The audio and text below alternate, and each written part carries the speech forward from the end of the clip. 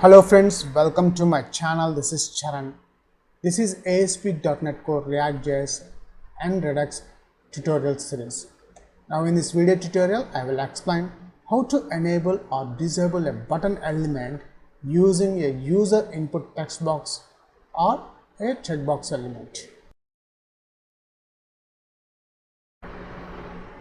And now we got a new output with a checkbox element and button control. Notice that at this moment the button control is disabled. Now let's accept the terms and condition. See here, the button control is enabled. If I disable, uncheck, it's disabled. It's check, it's enabled.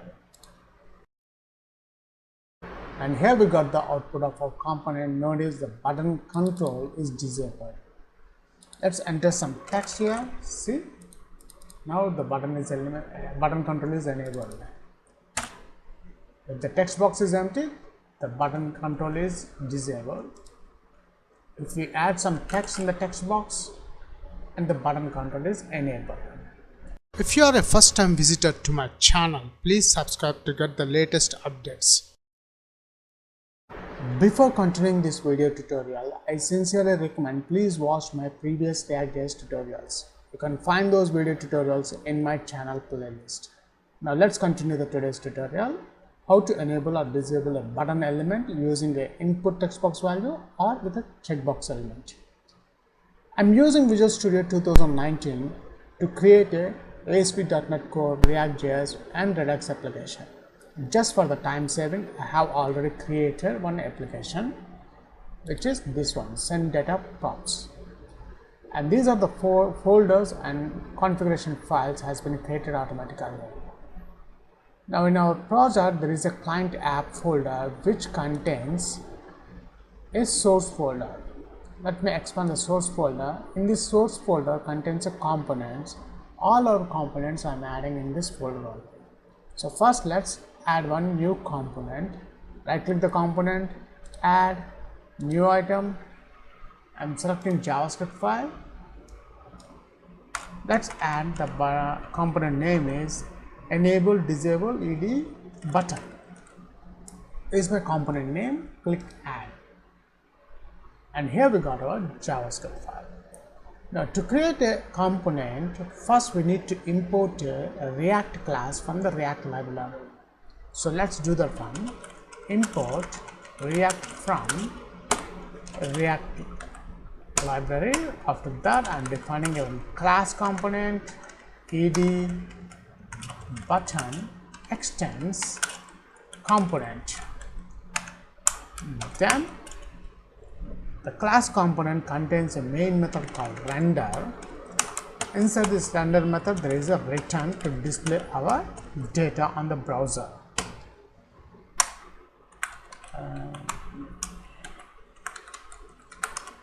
Now first, in this return method, we need to add the root element, which is a div. Element. Let's close a div tag.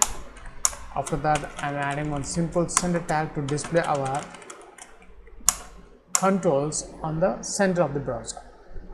Now here first I'm adding how to enable or disable button control with a user input text box. So we require one input type is equals to, for text box we require a text, and I'm adding one placeholder. Enter some text, which is a placeholder. Let's close this text box element. After that, I am adding one button element. The button, I am closing the button tag also. Let's give some proper name to this button. Let's add some click.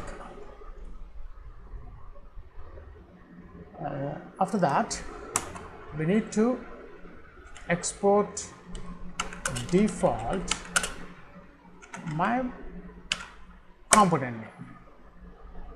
Now before implementing the enable or disable button element with a user input text value, first let's check the output.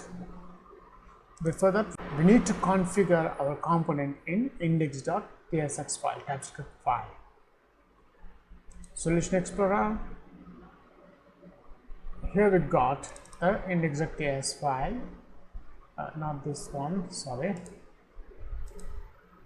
here index.tsx file. Let's close this folder. Now in the tsx file, the render method contains some other component which is send data. I am adding my component name is ed button. Notice here, once I add my component here, it's imported the component here in the header section. Now let's build the application first.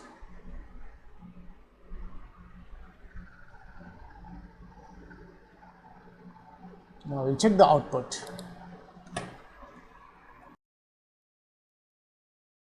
And here we got the output of our component, which contains text box and one button element. At this moment, the button element, the button control is enabled.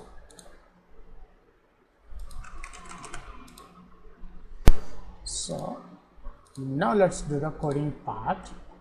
In the component, first I'm adding one constructor. Inside the constructor, I'm adding one super method. Inside the super method, this dot state to create a properties. Here the property is very important. For the input text box property, there is a property called value. So user inputs a value. The value is empty at this moment. Then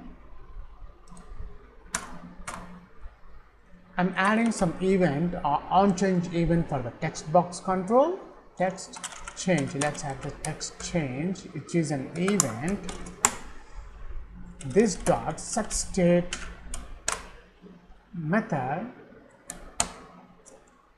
input, the property is input here, p dot target dot value.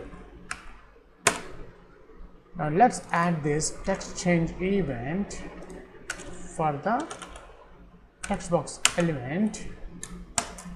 This dot text change dot bind this,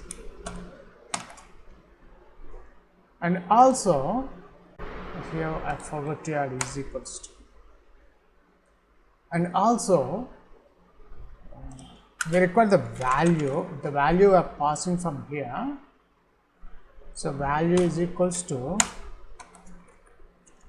this dot state dot the input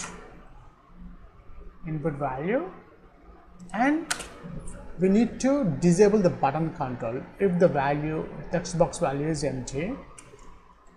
So there is a property called disable for the button element is equals to, and this is the value we are passing.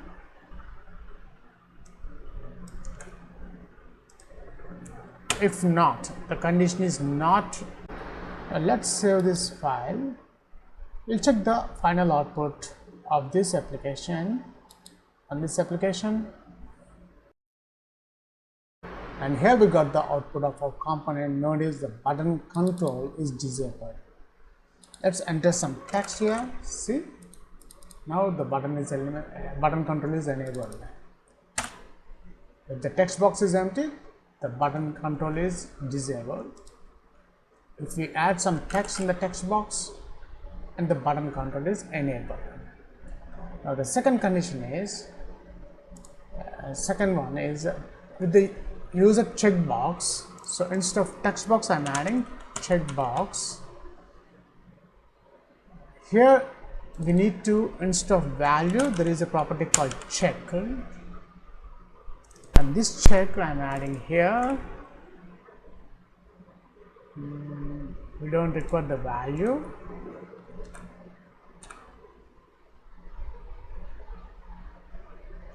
There is no placeholder here. Instead of placeholder, I'm adding the title, which displays a tooltip. Select the checkbox to enable the button, and I'm adding here one simple text here. Let's close the EM. accept the terms and condition.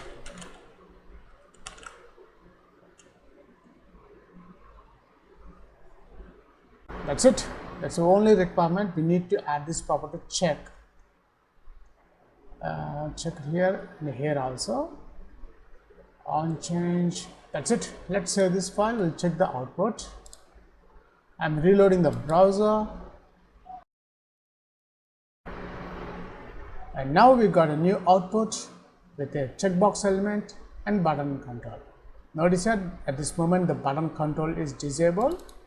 Now let's accept the terms and condition. See here, the button control is enabled. If I disable, uncheck, it's disabled. It's check, it's enabled. That's it. In this video tutorial, I have explained how to enable or disable a button control using a user input text box value and with a checkbox control. That's it. Thanks for watching and please subscribe my channel.